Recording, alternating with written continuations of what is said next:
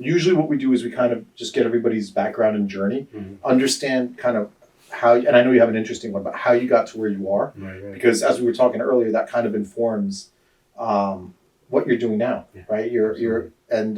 Before we do that, I was listening to your song. It's a beautiful song you picked, and the story you mentioned about the song is a wild one. Do you want to just share that? Yeah, the singer is Mandisa, and she's a Christian singer, and there were times in her life she's been fighting depression and anxiety, but she believes in her faith in God. And I just learned she passed away last week at age 47, and there were rumors that she took her life and everything, and then I started following her on Instagram, and yesterday her father spoke at a celebration at her church, and he put the rumors to rest. He said, I'll tell you what happened. He was talking to the detective, and he told the detective what he thinks happened, because they're not going to get the report back for a few weeks. He saw her room, and he saw that she was sleeping on the left side of the bed, because you could see and they've found her body at the foot of the bed on the left side. And all the way on the other side, the right side of the bed, her phone was on an end table, a bedside table. So he believed she fell, hit her head, could not get over to the phone to call for help, and passed away. And he said, no, she did not take her life. She has a strong belief in God. And I started watching some of her stuff from years past, and it was such a wonderful soul. She had her fans call in with their fears and all that, and she would assuage their fears with uplifting stuff. And I had stumbled upon the song Overcomer about a year ago, and I listened to it every day. And so when someone told me she passed away, it hit me hard, because at 47 years old, she had a message, and she was helping so many lives, and it's a shame. And I have a message too, and I want to carry what she was trying to do and bring it forward. And I mean, the mental health stuff that she fought. And so when I was asked about a song, I said, I had a different song in mind. And then when I was asked, I said, nah, we're doing this. It's a tribute to her. Wow. Yeah, we're big music guys. I'm always fascinated by the songs. Again, that idea, I used to just play a song, and then Mo came. He's like, wouldn't it be cool if instead of we just kept on picking the same music over and over, we had our guests? Because to some people, not everybody, to me and to a lot of people, music is like a big part of your life. Right. It has a big impact on my mood, on my day. And so I find probably half our guests fascinate me with their music. And so that's a great story. That says a lot. Yeah. Would you mind, Drew, telling us kind of your journey, like your origin story, where you started, personal, professional, where you grew up, and then I know you have an interesting professional journey, and it's a healthcare one that landed you here. And so I find it fascinating. I'm sure a lot of the listeners will too. Yeah, before we get into it, can we talk about our yoga little party that we're having? Oh, yeah. When is it? Tomorrow. Okay. After in premise in the yoga studio, after our yoga class, which is going to be at 6:30. The little yogi club will be tomorrow. Huh? It's not little. It starts at 5:30. It's a big yogi club. So who's invited? Everyone. Everyone. And what's going to happen there? 5:30 to 6:30 yoga session. There's just a yoga session from 5:30 to 6:30. Then 6:30 to 7:15 is bites and mingling with the teachers. From 6:30 to 7:15, there's bites and mingling with the other yoga community. So it's like a yoga party. Yeah. That's awesome. I'm going to be there. It's in premise. Yeah, it's in premise. All right, so I'll be there. I'll be there too. Yeah, we'll all be there. So everybody come. You don't have to do yoga, but you should.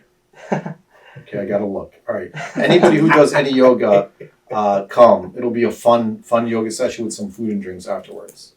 Right? And meet different instructors. Correct. All the teachers. Right? And meet Mo. No, it's you. Mo. All right, cool. That's fun. Are you posting about that? Are you getting the word out? Yeah. All right, cool. All right, sorry, Drew. Please. We do a lot of yoga, mindfulness, meditation in the practices. I love that you're doing it. I love it. Yes, your kids can come. Yes, kids can come. Beautiful. Well, personal. I always start with my children, but I had a life before the children. You know how it is. Hard to remember. Yeah. Born in Brooklyn, New York, raised in Hoboken, New Jersey. Always wanted to move somewhere down south and never did. Oldest of three. I always felt an obligation to take care of mom and dad and, I don't know, homebody, I don't know. But I worked in healthcare for 24 years. I graduated at Bergen Catholic High School, went to Fairfield University in Connecticut, a couple of psychology degrees, an MBA in healthcare administration. And I worked in hospitals for 24 years. Initially, just like a lot of people when I was young, you're told what you may want to do in life. I wanted to be a doctor, and then it was pediatrician. And then when physics scared me in college, I chose psychology, always intrigued with human behavior. And I also had an affinity to numbers. So data tells a story for me, and I was able to put it together in healthcare administration. So I worked at 4 or 5 different hospitals. Started out in procurement, materials management. I was buying supplies and equipment for the hospitals, and then at one point, 3 years into my journey, the operating room director came to me and asked me if I'd like to be the first non-nurse as the operations coordinator in the operating room. So I traded the jacket and tie in for a pair of scrubs and worked in the OR. Got to go into surgeries so I could see why the doctors would need what they need. And I like to ask a lot of questions, because if I could learn what the end user and the patients need, and then I can negotiate what I need without being snowed by the sales rep with something I don't know. Right. And it was interesting. That was a beautiful, beautiful opportunity. And I did burn out in healthcare. I was 28 years old, managing 50 people in an OR. I burned out. I didn't know what I was getting into. And I ended up working in pharmaceuticals for a year. Worked for Merck for a year. Did sales. Wasn't my thing. And I got out of that, recruited by a broadband wireless telecom company. So follow this here, because I worked 2 years at my university after I graduated too. I didn't get to that.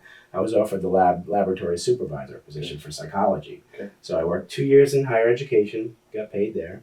Then I did the 6-year stint in hospitals. Then it was pharmaceuticals.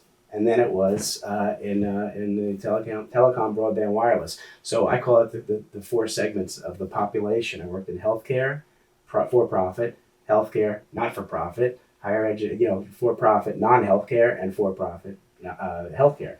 And so not-for-profit, all 4. And for me, I learned so much in the different industries, and I was always one to bring stuff from industry to industry. And funny, bringing stuff from the telecom industry, tried to bring it back into hospitals, didn't go too well because healthcare likes things the way they are. And I did learn, I didn't realize at the time that I was an entrepreneur in an industry that frowns upon entrepreneurs because they want you to work in the box. And so in my 24-year career, it was probably towards, the last 7 years of my career, I started finding my voice. And that was when I moved into patient advocacy, patient experience, and patient relations. And realizing that when caregivers are in the hospital, that's their place of work. And quite often we don't think of it as the visiting place for the patients. It's not a place that they think of in the morning. Hey, you know what? I feel like I'm going to get hit by a car today and go to the hospital. They're scared. And sitting at the patient's bedside and learning about what their fears are, my role was to alleviate those fears. And I would ask the questions to the caregivers that the patients were nervous to ask. And to me, it was very meaningful. And that's when I started to push back on some of the things I was told to do or the way I did it. And so that's the professional part of the personal now. I am divorced. I have 3 beautiful children, Matthew, Nicholas, and Emma. Matthew's 22, Nick is 20, and Emma's 18. And I'll often say I'll die for my kids. Well, you know what? I'll live for my kids too. We often don't say we'll live for our kids.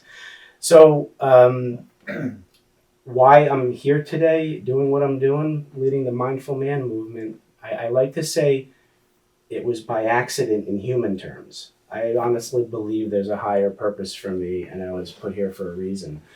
So when I do tell my story, I go back to July of 2015 when I found out from my best friend my wife was leaving me. She called my best friend and his wife and told them, and I was blindsided. I didn't see it coming. And we went through 3 years of mediation to keep the kids out of the Jersey court system. And during those 3 years, Dr. Z, I thought I could fix the marriage. I'm in that mindset that I'm going to fix it. Not realizing she didn't have a plan B. She was done, and I made a lot of decisions out of emotions. And when we make decisions out of emotions, more often than not, they're not healthy for you. And I'm still paying for a lot of those decisions now. But I forgive myself for being in an emotional state and making my decisions that way because that's what I had at the time. Those are the tools I had. Fast forward to April of 2018, divorce is final. I walk out of the Hackensack courthouse with this piece of paper. I call it legal closure because there's really not any other type of closure when you go through something like that. And I decided not to throw myself a pity party and be a victim. So I said, I'm going to throw myself a 50th birthday party. My birthday was in October of 18. And I did. I threw a party. I had people from all parts of my life show up. And it was the best day, one of the best days of my life. At that same time, I was working for the last hospital I worked at, and I was director of patient experience, and I reported a HIPAA violation. The manager in my department, not her fault, inadvertently lost some patient information from a file cabinet that got discarded by engineering during construction. It happens. I reported it. 10 days later, called into Human Resources with the HR director and the head of my boss, and I was relieved of my duties for a leadership change. And as an at-will employee, that's it is. You got to go with that. So as I was leaving, I checked my email. I was blocked out of my email, escorted to my car, not allowed back to my office. So that manager had to ship my stuff home. And 7 weeks later on LinkedIn, congratulate so-and-so on her promotion. So, happens. The thing is, now I'm a man who had at that time not really a strong self-identity. Really feel comfortable about myself, and I defined myself by my marriage and my profession, my job, and now I've lost both in 6 months. And I was reeling, and I didn't really want to be on the earth, but I had promised myself to be the best father I could be, so I wanted to stick it out for the kids, And a few days after I got let go, I got fired, bringing my 14-year-old son to his therapy session. And usually he wanted me in the room with him because he wasn't comfortable talking to his therapist. And this time he asked me to be in the waiting room. And I'm thinking, this is progress. He feels comfortable now. I was called in 10 minutes later. The therapist is crying and asked me to come in. And my son looks at me and says, sorry, Daddy. And he hugs me. He's crying. I learned that the night before he had suicidal ideations and made an attempt. And I was in the next room and didn't see that coming. And thank God he was on the phone with his girlfriend, and she talked him down. And I talked to his mother, and we had to go through the whole, routine of going to the emergency room and whatnot. He was released back to my care. I had kept the marital home, and it was ended up being, I didn't realize at the time, a blessing in disguise that I was fired because it gave me an opportunity to bond with my kid and be with him mentally and physically for 40 days.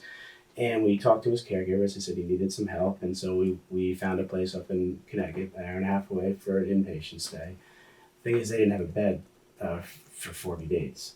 And so I was with him 24/7, told him my job is to keep you safe. And that was, so December 8th is when they had the bed. So we're talking October 29th to December 8th.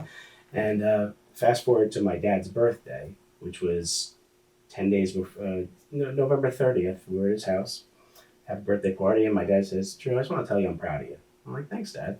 I know you are, but why are you telling me? He said, I don't know how you're doing it. First the divorce, then the job, and then Nick, and, you're still taking care of the other two kids, and you come here every day to check on your mom and me. He said, I know you always wanted to own your own company. Dad was with IBM for 35 years. He talked me out of it, so I was in healthcare for 24. He said, I want you to do whatever makes you happy. Your mother and I will support you no matter what. And I started crying. And I hugged him. I said, thank you, Dad. And I started my company, Profit Compassion. I wanted to start a healthcare consulting company where I would educate caregivers on how to effectively communicate with patients and families to help them navigate that plan of care and leave the hospital healthier than when they got there. And it doesn't happen nowadays.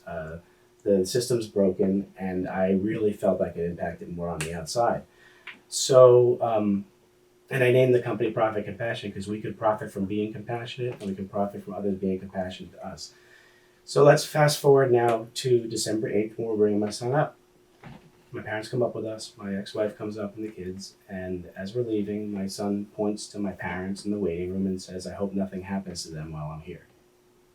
And I said, nothing's going to happen, pal. Just worry about your health. Everything's going to be fine. Fast forward to Christmas Eve 2018. My father goes into the bathroom, sits on the toilet, strains, perforates his bowel, goes into septic shock, and my dad passes away 3 weeks later in intensive care while my son's away. And you can imagine his how he felt, the anger he felt for us having him up there, and I spiraled.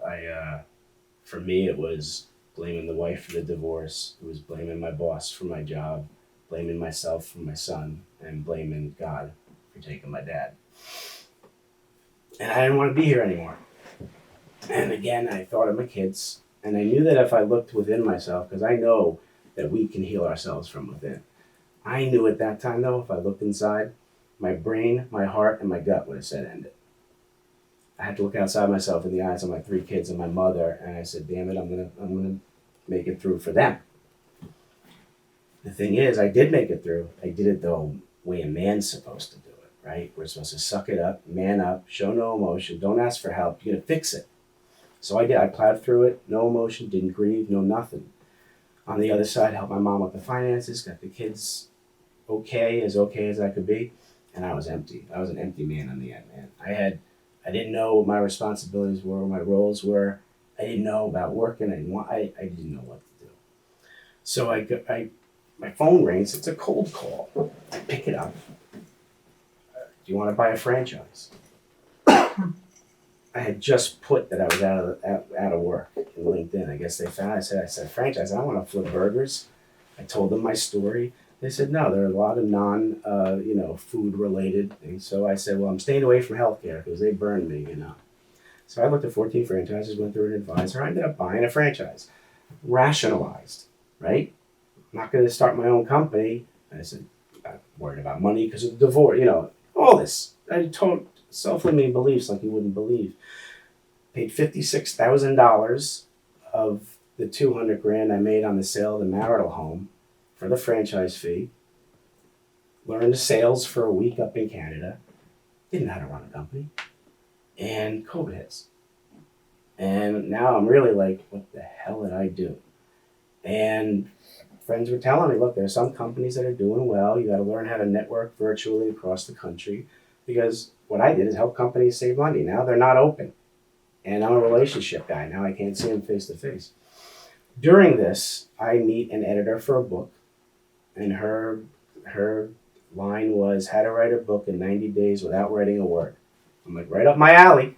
Always wanted to write a book, never had content. Now I had content. It was a beautiful way to do it. We were on Zoom. She's in Arizona, I'm in Jersey. She's asked me to tell my story because I want to write a book on resiliency. I told my story over and over and over again. It was recorded and then transcribed AI, and my words are on paper exactly how I wrote it. And we listened to it back. I realized I was working on self-awareness and my self-reflection and mental health at this time. So my mind, I was starting to shift from a fixed to a growth mindset. Mm-hmm. And so when I would listen to a recording 2 months later, I was like, man, do I sound pissed off? I don't want to throw her under the bus. I want this to be educational. I want to be teaching moment and everything. So as I'm speaking it, my story, I started telling my story to anybody who would listen. And I started to heal myself from within. It was unbelievable, cathartic. And then I'd be telling people, and they'd be telling me their story, and they're like, Drew, I don't even know you. I haven't told the story in years, and I'm feeling better. They're crying. And one morning, I had like an emotional breakdown writing this book. I wake up on a Saturday morning in August 2022, and I said, I'm done. I know what my purpose is. I need to get men to start opening their mouths, telling their story, shed a tear, and let it out and be ourselves. Who cares what people think of us? I got to get people to talk, because if I can heal myself from within telling my story, then others can do the same. And I reached a 10-year agreement with the franchise. I walked away. I transferred my clients to an active franchisee. Thankfully, he told me that the franchisor respected me with what I've gone through, and they're not going to make an issue out of it. And I created the Mindful Man movement. And I started a men's group, and I had no idea what I was doing. Found out I opened it up so I can learn how to grieve. And then I paused it and said to myself, no, I'm going to do this right. 18 months, I'm going to do this right. I don't care if I don't get money. I'm going to build this thing so I have a solid foundation so I can put so much heavy stuff on it, it's not going to crumble. Started a podcast in October 22 called From Caving Into Crushing It. Still doing it. I hired a public speaking coach. I got my certification in mindset mastery coaching. I lead a men's group now, and I'm on a mission. This is a movement, and I want to take it globally because I want men to find out what their real identity is. Find out who you really are, and then get rid of the self-limiting beliefs that belong to that old identity and start writing your own stories instead of allowing people to write it for you. And that's why I'm here. That's why I say humanly it was by accident. I'm here for a reason, and I'm gonna do it. That's I don't know, like I've heard a lot of journeys before we started doing this, and like I told you, we asked for a lot of journeys, and I've heard some that are pretty unbelievable on the professional side, right? What they've done, but in terms of the personal kind of evolution or tribulations, and what you and your family have been through, and kind of the repeated kind of stumbles, and then for you to conquer it and make it. That's like the most incredible story, and I think it matches with your aspiration, right? I think to want to start a movement and to take it globally only sounds crazy if you don't have the scars, for lack of a better term, to do it, right? And I always talk about, and we could discuss this a bit, like friction and trials and tribulations and adversity, and how they are so critical. And I have like 20 questions I want to ask you, but I'll make one comment. As a pediatrician, Mo and me, when Mo and I see our families, like, and this is in the office, a lot of times like parents are surprised a little bit when they're like, all right, what's the advice at this age or that age? And I tell them a little bit about passive parenting as the kids get older, and I tell them about in the toddler years, kind of make sure if the kid's having a conflict with somebody at the playground, don't be so quick to intervene. Let them have that conflict, because you want them to develop resolution or conflict skills. You want them to have the ability to deal with tension. You want them to be able to overcome adversity. If they scrape themselves on the monkey bars or whatever, don't rush to them. Give them a minute to dust it off. And these are examples of a million things, but the point is, I find that one thing sometimes that we do, and I have kids of my own, and I fail at this every day, is as a parent, our instinct is one thing and one thing only, like make life easy for your kid. That's your instinct as a parent. And in some ways that's good, in many ways it's bad. And I don't think it's controversial. I'm a father and I'm a pediatrician, and so I'll put my perspective against anybody's.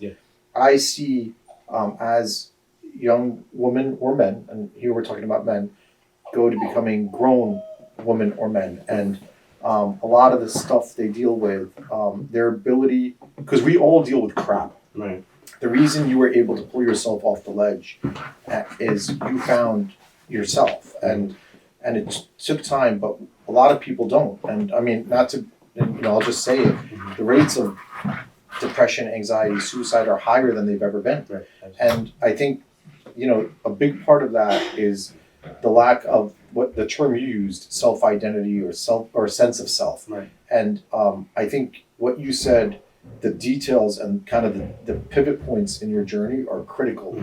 And we could get into that in a bit. I have a couple of questions. So you mentioned at least twice, that was an example of me having a limited or non-growth mindset, and versus having a growth mindset. I know what you mean. I'm a big believer in having a growth mindset, personally and professionally. When the team and I meet, I often tell them I look for 4 attributes in anybody who's going to join our team. And the 4, I look for a certain level of intelligence. I just do. Okay. I look for a high degree of work ethic. I think it's very, very important for many people to have a substantial work-life balance. Just for the company we have now, that's not the people that we need right now. So I need intelligent people with a high motor work ethic. They can't get pissed when I'm texting them Sunday night. Everybody in this room gets texted Sunday nights. I need them to have a high emotional quotient, meaning they need to be the type of person that other people want to work with. So if you're smart and hardworking, but everybody rolls their eyes when you come in the room, you're not for us. And the 4th is a growth mindset. Because if you're smart and you're hardworking and you're nice, but your ceiling, even if you're like this, when we meet you and the whole team's like this, the whole team is going to be going like this. And if you don't have a growth mindset, before long, And I always tell, if I walk by Mo, if I walk by some of the team, I'm like, what can you do now? Either a skill or an attribute that you couldn't do 6 months ago.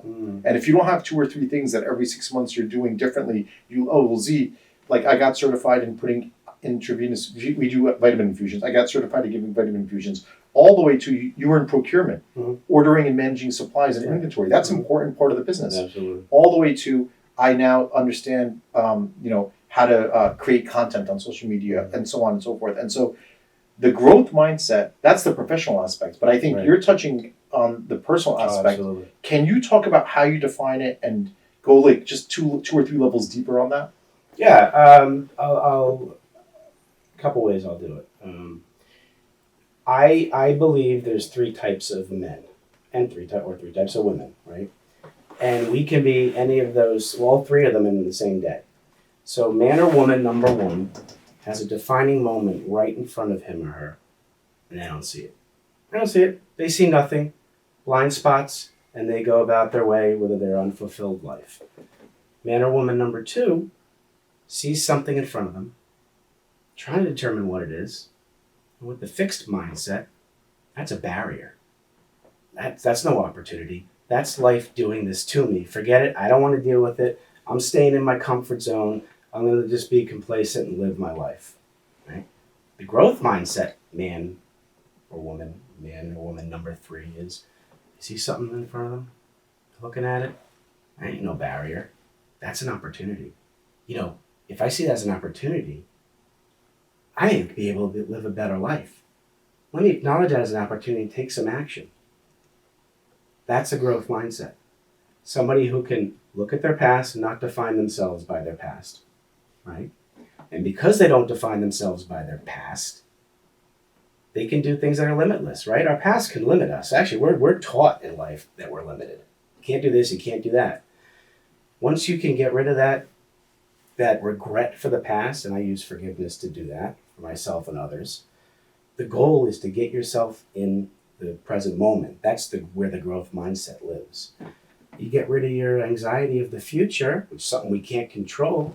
Desire and faith, first 2 chapters of Napoleon Hill's Think and Grow Rich. Have a desire for something bigger than you and believe in something bigger than you and have the faith that you can do it. Now you get rid of your anxiety. Oh my God, I'm not afraid of the future and I'm not regretting the past. Gratitude in the present moment lifted my blame and victim mindset, which is the fixed mindset. And so think about how, we learned a lot about how the brain works. You think about living a life with regret, victim mindset, and fear, and replacing it with forgiveness, gratitude, desire, and faith. What a difference. That's the growth mindset. It's a complete different. So that's how I describe it. And then in real terms, I have a coaching client who he hates exercise. All right? And so his doctor says, you gotta exercise, man, you're freaking die. So what this guy does, he gets a gym membership. He has one 2 miles from his home. You think he got the membership there? He picked the one 10 miles from his home. And the first day, he goes out and he's late to begin with, and he forgot his sneakers. That's self-sabotage. That's self-destructive behavior. He didn't want to go, right? So now he's taught him this way to trigger the remembering the sneakers. You put them by your front door, and you got to set your alarm. But the thing is, that's the fixed mindset. Now he's going at least, all right? And then I had another friend who wanted to, she said, I want to try something new. I love music. I said, pick up an instrument. She has this, no, I'm too old for that. I'm going to forget, I'm going to fail. And so she never did it. And that's a fixed mindset. Yeah. And so there are so many ways that if we look at things differently, because we can choose what our thoughts, how important they are. Because thoughts are illusions. They're spontaneous, they're fleeting, and we're making them up. Yeah, there's a couple of things I'd say because I think there's a lot of gold in what you just said. I want to dig it out. Sure. The comment you made about not letting the past define you. Yeah. I agree, and I would flip the coin. Okay. Meaning, one thing I've seen is for every man or woman I've seen who lets their past define them, meaning they feel they screwed up, which we all do, Right. and they can't let it go. I made the wrong professional decision. Right. The divorce was my fault. Whatever. Mm-hmm. I see, believe it or not, Drew, I'll see, it's harder to see, but I see it a lot. Yeah. The people who allow seemingly successful or positive pasts define them in a negative way. So what happens is, hey, look at my look at how great my firstborn is. And then they kind of take their foot off the pedal. Or hey, I got this degree, or I have this success in business or in whatever. Or I've been a good husband for X amount of years, so whatever. And a lot of times what I find is even a good past can make you kind of take your foot off the pedal proverbially, or not be as vigilant in terms of, hey, no, I gotta mind my P's and Q's. Right. And I think that just like you have to be cognizant that any failures in the past shouldn't define you, and you have to forgive yourself or forgive others. Also, you shouldn't kind of rest on your laurels, for lack of a better term. And it's almost like a stoic perspective, where it's the moment that's going to be important, and the moment you're in is the only one that defines you in a way. And to kind of be looking forward and progress, and tomorrow is better than today. And then the other comment I wanted to make is about the last thing you said, which is we're kind of taught that to be limited, that we can't do stuff. That is so incredibly true. I spend a lot of my time like just asking one question only, and this simple question I think often leads us to places that we would never thought we would. Is why? When someone says can't do, why? We spend a lot of time saying, okay, we want to make sure there's no waiting time. We don't want any waiting rooms in our offices. And they're like, no. People would laugh and this and even initially when we were trying to design this, we have an incredible designer. She's like the only one who gets it, but anybody else is like, well, even the construction guys in like the plans, like the first 12 plans, it would show on the, what's it called, those sketches, it would show bathroom, waiting room. And I'm like, dude, we don't have a waiting room. And then they're like, okay, Z, we get it. And these are construction. They're like, all right, Z, whatever. Yeah. Next time, so we move this wall, we knock this wall down. 3 weeks later, okay, so now we have 8 exam rooms, not 6, and and now the elevator goes here and waiting room. I'm like, dude, we don't have, and everybody, whether it was friends you would talk to, old patients we took care of, and nobody understood it. And it's funny, there really isn't doctor's offices without a waiting room, without the expectation that you're going to wait. And when we would say why, it's amazing, something so cemented in society, something as fundamental as a waiting room with crappy magazines that you're waiting through. Like, the surprise would be that you're seen on time. That's the surprise, not that you're waiting 30 minutes. And then there's other examples where you ask why. And I find that a lot of that stems with even how we're raised when we're young, right? Yeah. And for me, like, one of the greatest gifts I had parents who didn't, it sounds like you have great parents. Awesome. It sounds like that what they did is they never, ever instilled a sense of limitness. Like, it was, I don't remember a conversation with my parents saying, that's crazy, don't do that. And I said a lot of crazy stuff. So for them to not answer that way, not to put that on me, is something I try to do with my kids. Right. But I think the message for those listening and watching is, the other term, there's a term called first principle thinking, or base thinking, where you don't have to start from where somebody tells you to start from, or pick up from somebody else's usually very flawed thinking. Just peel the onion back, and whatever the issue is, whatever the problem is, whatever you're facing, just go for first order principle thinking. And I think it's a basic thing that people don't do enough, and because there's a lot of noise, and most of the noise in your head is wrong, and it's not from you, and it comes from other people's experiences, which have nothing to do with your experience. And so I just wanted to call those items out, because I think in your story and what you said, there's like a ton of gold. My next question for you, and Mo, I know we have a few questions, but I want to just get mine out. My next question for you, can you talk a little bit about like the men's group, because I've heard of men's group, and I'm in Yeah. complete ignorance. You Yeah. know, as a physician, I should probably be more fluent. Like, what is a men's group? If there's a man who's like, I don't know, 40, and he's like, that sounds cool, but what the hell is it, and how do I join it? Can you just give some basics? Yeah, absolutely. There's so many different ways to do it. Actually, I'm going to be transitioning into my own methodology. That's another story. Create a safe space, and what that means is, it's a strength being vulnerable, right? We've been taught that it's a weakness being vulnerable, right? The key to being vulnerable and it being a strength is making sure you're vulnerable with the correct people who are going to build you up and not knock you down. All right. So if you're going to share your truth, it needs to be in front of human beings who are not going to judge you, give you unsolicited advice. They're going to listen. And if you ask for advice, they'll give it as objectively as possible. Right. In relationships, there are people who will give somebody permission to be vulnerable. That individual's vulnerable, and then body language happens, and they roll their eyes. Or, like that. That's going to bring somebody back to say, screw that. I'm not being vulnerable anymore. This is ridiculous. So my version of a men's group is one where, and I want men who, remember I described man number one, or I'm going to say man from now on, just because. 1, 2, and 3. Yeah. Man 1, 2, and 3.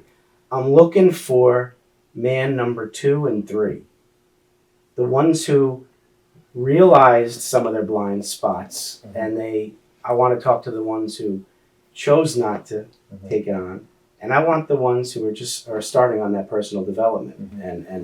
And so a men's group, I do it virtually because I want this to be global, are men who, it has been ages 40 to 60, but I see men at 30, what am I going to do with the rest of my life? It's happened to me. I see at 50, what's my legacy? It happened to me, right? So men who want to do more with their life, who are living a life of somebody else, right? And you can come, and topics can be procrastination. Why do we do it? That can be discussed in the men's group. It will be in mine. It could be belief systems, that the 50% of our belief system about the world and ourselves formed by the age of 7 to 10. And by the time you're 18, 90% is formed. How many of us buck the system? Or how many let it happen? And don't sit and think and say, is this my life? Is this my belief? Or is it something that was, it's a chance to look inside yourself and say, what are my standards? What's my belief system? Let's dive deeper in this without any judgment. That is my type of men's group. Because I'm working to redefine what it means to man up. And what that means is you can be strong without looking like it's a children's show, but whatever. No, it's not. My brother speaks on this show quite a bit. Right. So you can say whatever you want. No, you can be strong without looking like an asshole. Yeah. And you can be empathic and compassionate without being a pushover. Men think that we have to choose between one or the other. Sure. I'm saying both, right? And what you do when you embrace emotion and you use it at appropriate times, it's powerful. And when you embrace strength and when you use it at appropriate time, it's powerful, right? So that's what we talk about in the men's group. There's no topic you can't talk about, and that's my version of it. And you dive as deep as you want. And if someone's listening and they're interested in like partaking, how do they actually like join it or do it? You can email me at drew@profitcompassion.com. And you're gonna have Diana, you're gonna have his links and then everything, so that for men who are interested and from 30 years beyond. Oh my gosh, I want to be in front of 18 and 22-year-olds. So any man who I'm really working on helping my former self. Somebody who I've been a business owner. I've been an executive, corporate executive. I'm post-divorce. I have made decisions not based on my standards. I've burned a candle at both ends, try to please everybody. That type of man, and we're all feeling it. Most of us don't want to admit it. Yeah. It's not a weakness to admit when you don't feel like you are the best version of yourself. There are people who want to help you. They're Yeah. really a support. I use the word support, not help, but support. Next question. Someone asked, how do you get clients to open up if they're having a hard time doing so? My clients are referred to me. Initially when I first started out, I was going for the men who don't want to talk, and he went, no, I got nowhere. So quite honestly, I will only work with clients who are man number 2, man number 3, because the man number 1 has got blind spots. There's nothing I can do to help them. I think that's more where you go to a therapist, because therapists can help trauma from the past and working on healing your trauma through your subconscious. I want to talk to the people who are willing to work in that 5% brain activity that's conscious. Right? That's what I would say. Awesome. Someone asked, what's the biggest misconception about men's mental health? That we're fine. When a man says to you, I'm fine, listen to the way he says it. If he says, I'm fine, he's not. The misconception is we are strong and don't have emotions. Nice. It's a good one. Yeah, the ironic. Can I say one thing about emotions? The ironic thing is, I'm at my strongest when I'm most emotional. Oh yeah. Okay. Yeah, because when Mo comes in and he's like, hey, this member is like really sick, or this is going on, blah blah, and you're like, okay, I need to fix this. My emotions start going. Mm-hmm. Or if I find out, just think if you find out, if like my wife calls me, she's like, one of the kids hurt himself or whatever, your adrenaline, your passion goes to, you loved your kid a lot a minute before you got that call. Mm-hmm. Your love didn't change, but your emotions are driving. Now, you said something that's very important earlier, and I think people can confuse it too, which is if you make emotional decisions, you often end up making the wrong decisions. Mm-hmm. But I think you can harness just like showing your emotions, being vulnerable, there's nothing wrong with that. I think harnessing your emotions can be very, very beneficial. But I think it can, like anything, Mm-hmm. it can cloud the judgment. But if you believe, like anybody who's watching or listening, go back to the greatest moments you have, that joy you have when you get together with your friends 3 times a year. It's that great, like when you said that birthday party was one of the greatest days of your life. Mm-hmm. That's an emotional statement. That was so there's no denying the power and greatness of emotion, and therefore why not show it? Mm-hmm. It's there, it's real, and Mm-hmm. suppressing it is only going to kind of leak out in every which way, like you said. Absolutely. Well, I'm really talking about making a decision. Yeah. You make a big decision just based on emotion. Most people buy things on emotion. Right. I'm saying before you make a big decision, fight or flight, which is your amygdala, go tap your prefrontal cortex where the judgment and decision making is made and freeze. Right? Yeah. There's 2 types of egos, rational ego and emotional ego. Yeah. You're in an emotional ego state. Take a deep breath. That's where you pause, you stop, you take in through the mouth. I'll tell you, it stops that suicidal thought. It stops all the stuff. Right. It's an interrupter. The deep breath puts you into a rational ego state, and then you can make a rational decision. Right. So it's that deep breath. I call it the pause button. It's great. Yeah. Excellent. A couple more questions. Someone asked, what do you think is the biggest problem men are facing in their romantic relationships? I believe too many women are listening to social media, mainstream media, and other women who've been burned and not making the decision for themselves. A lot of women have this awesome man with them. We never realize when we have something great right in front of us, right? Sometimes just asking that man open-ended questions because you care about him.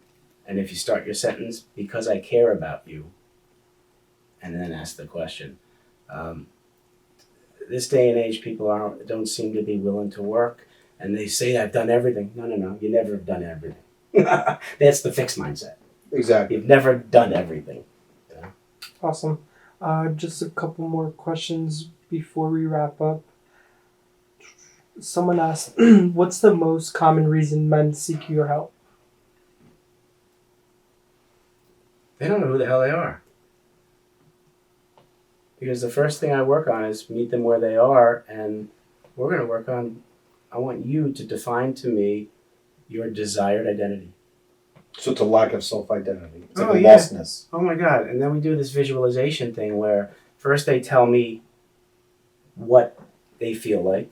Then I have them do visualization where they're painting the perfect picture of themselves and what they think about themselves.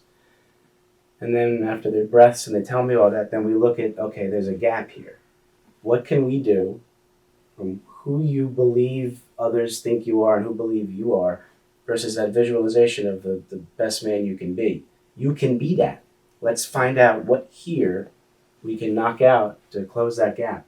Because I'm telling you, we all have greatness in us. I support men to tap into their natural power of self-discovery. And all they need, I'm here as a guide to guide it out of you. I don't need client to be with me for a whole year. They can call me and everything, but it's inside of you. And some guys don't take a lot to get it out, and some take a lot. That's why, there's no set time that I say I work with someone. Awesome. Just a couple non-medical before we wrap up. Yeah. Knicks in 6 tonight, or is there game 7? Are you a basketball fan? I used to be. I'm more college basketball. I was a Celtic fan during the '80s with Bird and McHale. It's a good time to be a Celtics fan right now too. Yeah, Yeah, they're looking really good. Yeah. My boy, Connor, Christian, Yeah. Schweid, Hochstat, they're like buying into Philly. Yeah. They're all like Philly, and none of them are Philly fans. And I mean, none of us are Knicks fans either, but a little more, not nobody. Yeah. They're like, after what they've been seeing, they think like, the thing about it is, if you look at the Knicks objectively, by the way, I think Knicks in 6, let me say that. But if you look at the Knicks, like, no Randall, they're playing like 7 guys. DiVincenzo's not been playing well. They're down to like 6 or 7 guys playing. And the only one who could put the ball in the bucket, This is Brunson. he's the only scorer they have. Yeah. Right? And Embiid's like Embiid. I don't care if he's half Embiid. He's still like a monster who's just going to cause problems. Maxi's an animal. Yeah, that game the other night. Maxi is... and by the way, Philly fan, not Philly fan, you got to love the guy. Yeah. When the smallest guy on the court shows the most heart, that's why we love Brunson. Yep. That like crosses jerseys and boundaries and stuff like that. That said, I just feel like, I don't know, I feel Brunson is the biggest winner on the court, and I don't feel, there's no way the Knicks go out after this season in round 1. Yeah. There's no way, right? What do you think? I think it's gonna go to 7. Who do you think wins it? Wow, you too. I think Philly. Wow. I wonder who he's throwing down on. Yeah, I think the Sixers figured out. Wow, that's Brunson. exactly the words. I think they figured out Brunson. I think if they don't get it, like if it's, we'll see tonight. If it's a really close game, I can't say who I'm gonna pick game 7 because it'll. But if it's Tonight's in Philly. Tonight's in Philly. And 7's in New York. Yeah. 7 will be in New York. Yeah, I can't wait to watch it. By the way, I'm so happy it's at 9 p.m. Yeah, right after the Yeah, meeting. sometimes we miss our games because of this. Okay. Yeah, so No, but what I'm most excited for is the T-Wolves and Nuggets. T-Wolves and Nuggets round 2 is going to be nuts. Anthony Edwards, I don't know what's gotten into him. Unbelievable. By the way, that Clippers-Mavericks series has turned into something. Luka last night looked really good. Yeah, and Kyrie the game before. Yeah. That's Kyrie. People hate on Kyrie so much. Well, you know. I love Where's Kyrie. he playing at? He was a Celtic. He's what's it called in Dallas with He's in Luka. Dallas Oh, now. he's He's just playing great. Yeah, he's awesome. What other questions? That's all I have. But Drew, if there's Yeah. anything you want to leave off our audience with before we end up, the floor is yours. Oh, jeez. I always, when I sign, I wrote the book I wrote. When I sign it for somebody, I always end it with, choose to write your own story instead of letting others write it for you.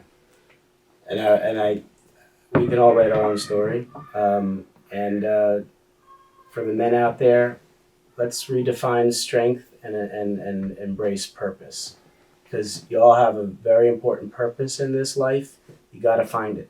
That gives you your will to do more than just live. That's awesome. Thank you so much. Absolutely. That was incredible, man. You have quite a gift. I'm glad you're sharing it. Thank you. Thanks for making the time, man. Thank you very Thanks, Drew. Have a good Thanks night, for guys. having me. Yeah, of course. Absolutely.